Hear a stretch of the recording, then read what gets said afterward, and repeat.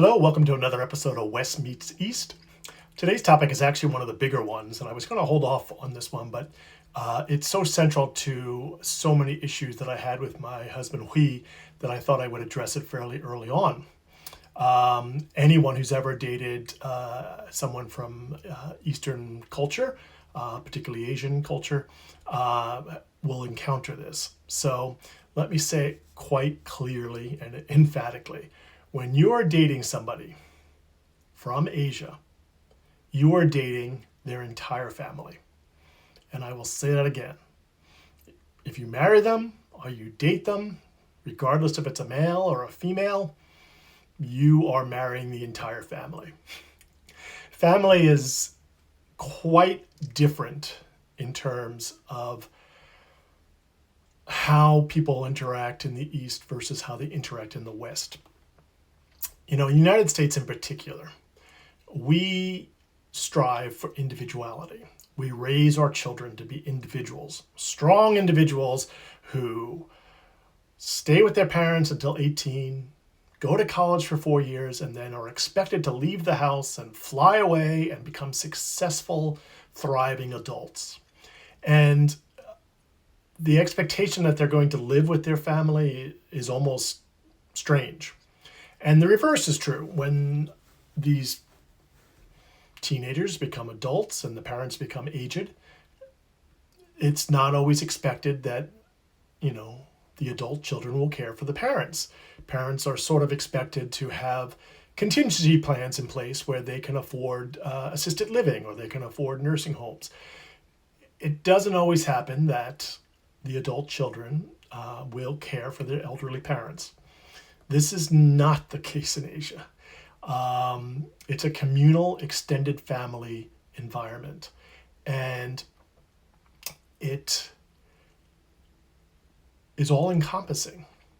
So when you start to date somebody who is Asian, and this is probably true even if they're an American Asian or a European Asian, not just people who were born and raised in Asia, you can expect that family obligations are going to become number one priority. And this is something that almost broke Hui and I up even before we were fully dating.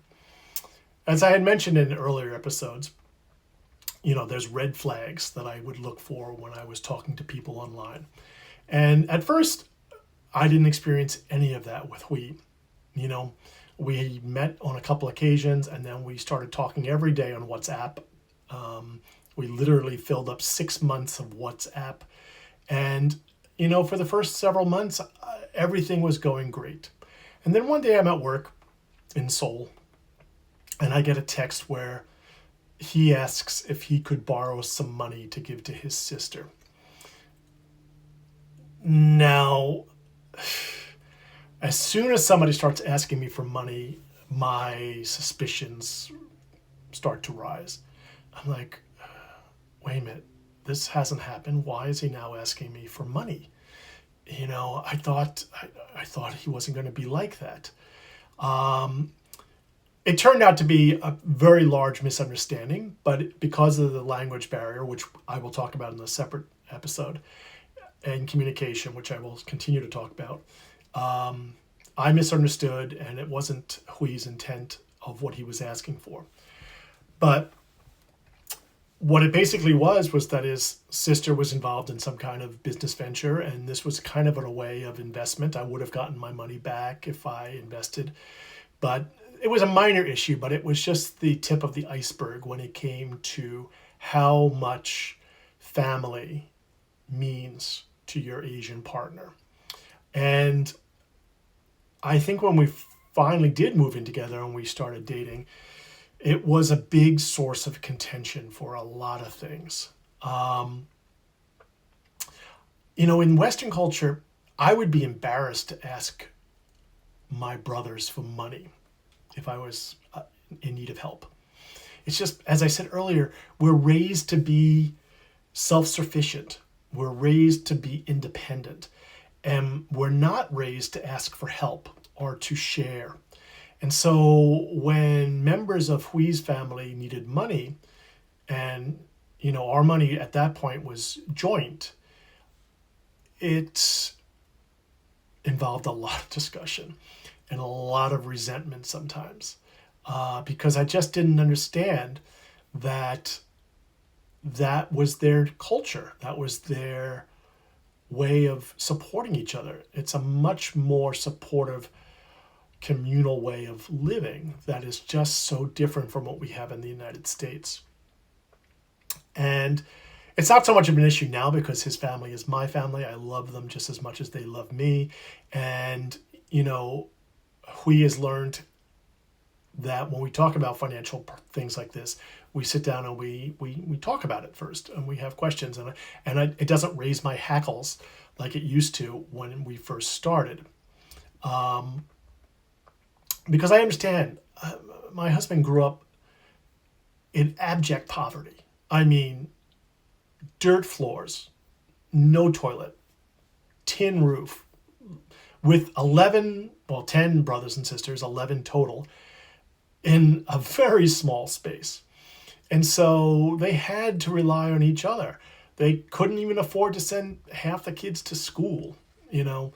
So it was quite a traumatic childhood. And so the need for Hui to want to help his family and to support his family and to send them money is inherent to his personality. And I've learned that. But for many Western men, this will be probably one of the greatest obstacles to overcome when you first start dating somebody, because you sometimes feel like an ATM machine, because you're likely entering this relationship financially better off than the person that you're dating. Not always the case, of course. There are some very wealthy Asians out there. You know, I didn't find them, but there are. And you got to navigate these waters carefully, because it's not that they're looking at you like a bank. They're looking at you as a means to help them achieve a goal that's very important to them and to their culture and to their family. And this is a major divide between Eastern and Western philosophy. And I don't always agree with the fact that we raise our boys and men to be so self-reliant that they can't ask for help. You know, I think it results in a lot of the problems we see in the U.S. today, where men just can't reach out. And so, but I also, even though I understand how it works in the East, it's still, I have to take a deep breath, and I have to remember, and I have to, you know, talk about it, you know, and thank God Hui talks about it with me and just doesn't, you know, hide sending money. Because I know of a lot of couples where they have to hide sending money to their family because their spouse is not in favor of it. And that's what happens, because they're sort of forced to, because many Western Caucasian men don't understand this because it's just not part of our culture. So I just wanted to put that out there, that this is one of those potholes that you have to drive around carefully, or you're going to end up feeling resentful, feeling angry, and the result will be some pretty wicked fights. So, okay. Again, as always, I welcome discussions. You know, I know I'm just getting started, but I haven't had any comments or discussions yet. And I would even welcome people pushing back on what I have to say, because obviously, you know, not everybody's going to agree with this. So please like and subscribe and share, and let's build this discussion worldwide. Okay, thanks. Have a great day.